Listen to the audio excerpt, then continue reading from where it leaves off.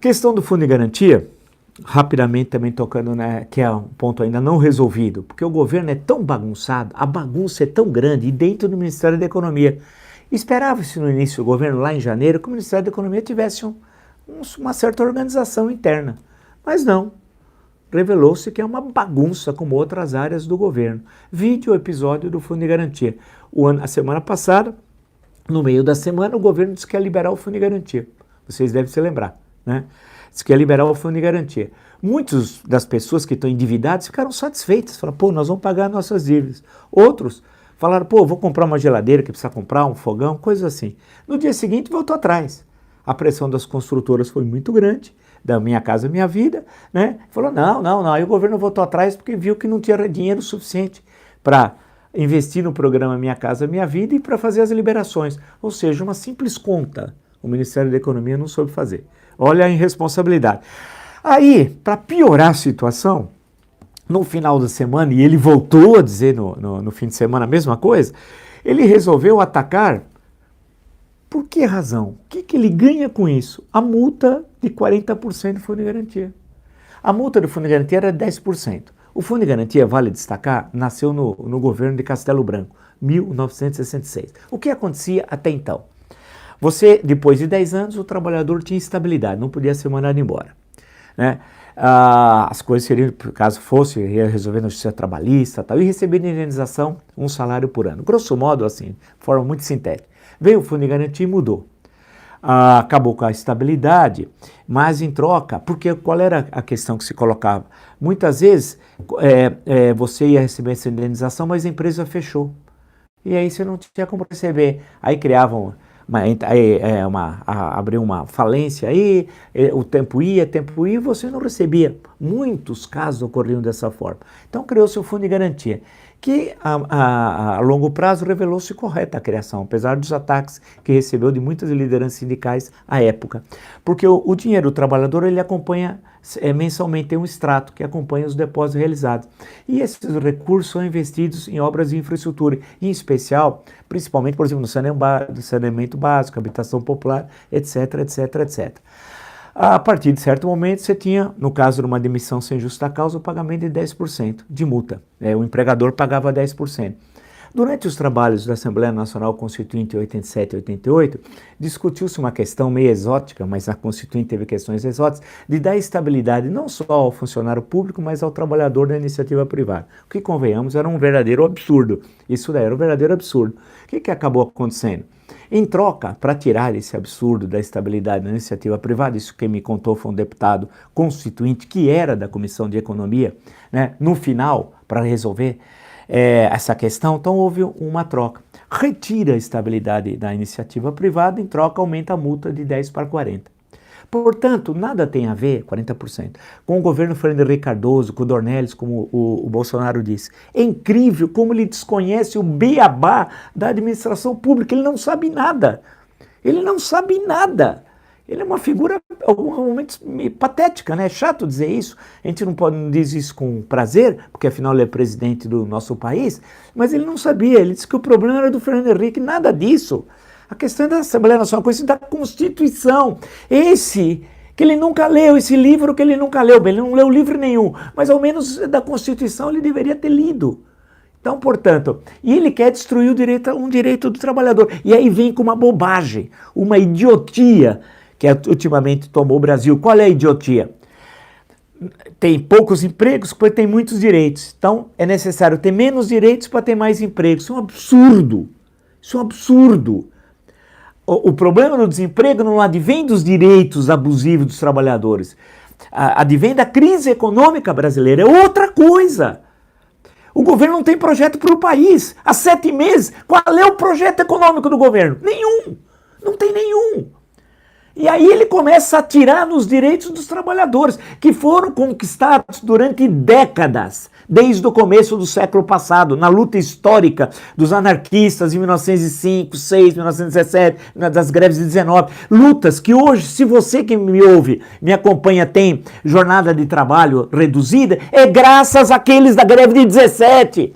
Gente que morreu, que foi expulsa do Brasil. Não pensa que os direitos que nós temos hoje foi uma concessão do alto, foi uma luta de baixo. Uma luta histórica. A partir da Revolução de 30, com a criação do Ministério do Trabalho, que esse governo extinguiu, que é um absurdo, com a criação do Ministério do Trabalho, o governo provisório, Getúlio Vargas, quis capitalizar a luta histórica dos trabalhadores, incorporando essas reivindicações à legislação trabalhista. E veio a questão dos sindicatos, né? Controlados pelo Estado. Porque aí que foram legalizados os sindicatos, controlados pelo Estado. A luta para a libertação dos sindicatos terminou na Constituição de 88. Então, esses direitos foi um longo processo. Mas aí, tem um setor hoje do empresariado minoritário, mas tem um setor do empresariado, insisto, minoritário, que quer destruir tudo. E que começa a falar assim, mas os Estados Unidos não tem isso, não tem aquilo. E eu pergunto, e daí? E eu com isso? Que nos Estados Unidos não tem isso, não tem aquilo. Cada país tem a sua história. A nossa história no campo dos direitos trabalhistas está vinculada à Europa, não aos Estados Unidos. A influência, por exemplo, da República Brasileira em 1889 não é os Estados Unidos, a influência é a França. Grande parte das questões políticas aqui no Brasil vem de lá, o Estado laico. França. Revolução Francesa, nós somos filhos da Revolução Francesa. É isso que precisa entender. Então tem uma parte do empresariado que quer o darwinismo social agora. Voltamos ao século XIX. Em pleno século XXI nós saltamos para o século XIX. Cada um que se salve, os mais aptos que sobrevivam e que se lixe os outros. Mas espera, a questão social que está presente no discurso de Rui Barbosa na campanha eleitoral de 1919, a questão social 1919, né? Tá lá, não é em 1930 com Getúlio, o Rui já disse isso em 19. A questão social é uma construção que vem do século XIX, quando a questão de ser pobre virou problema. Até então, na história da humanidade, ser pobre não era problema nenhum. Até o século XVIII, até a Revolução Francesa, pobre, problema dos pobres. Se resolva no campo da religião, acabou. A questão do pobre ser problema tem a ver com a Revolução Industrial, com a cidade moderna, com as indústrias, com a classe operária. Aí, pobre passou a ser um problema social. Por isso que essa questão passa todo o século XIX, chega ao século XX. O Brasil era um país atrasado. Essa questão chega no Brasil no século XX. Portanto, essa é uma questão fundamental. Quando essa questão da pobreza entra na literatura e cria indignação do leitor, passa pela Inglaterra, passa pelos livros do Charles Dickens, que mostra a situação da classe trabalhadora, onde ela vivia, a exploração das crianças, etc. Né? Mas tem empresário brasileiro que está pré-revolução industrial. É uma minoria, é verdade, mas está pré-revolução industrial. E quer agora impor o darwinismo social, que é uma leitura que aparece no século XIX, dessa sobrevivência, da supremacia branca também, da sobrevivência dos mais aptos. O que é isso? Dizer que o problema do Brasil é que tem muitos direitos? Não. A questão é outra. A crise econômica não é internacional. O mundo vai muito bem. O problema nosso nessa década, na segunda do século XXI, é nosso. Fora, o mundo cresceu, e cresceu bastante. Então o problema é outro. Então querem resolver a questão, parece a velha história, você mata o mensageiro, o problema é a notícia continua, não adianta matar o mensageiro. Isso para fazer uma referência lá ao Império Inca, na época da conquista espanhola no século XVI. Bem, isso eu quis expor para vocês, para que nesse ponto, para entender um pouco, né, essa questão então aí da dificuldade, da importância da manutenção dos direitos, né, e que o presidente hoje rema contra. Hoje o maior adversário dos direitos sociais consagrados na Constituição, na legislação trabalhista brasileira, é o presidente da República. Algo que nunca ocorreu na nossa história. Repito, algo que nunca ocorreu na nossa história. E isso vai ter uma hora que vai ter um freio. E só avança por causa da desmoralização das lideranças sindicais, que se venderam ao PT durante 13 anos e 5 meses, se locupletaram nos fundos de pensão, né, das estatais, se locupletaram nas centrais sindicais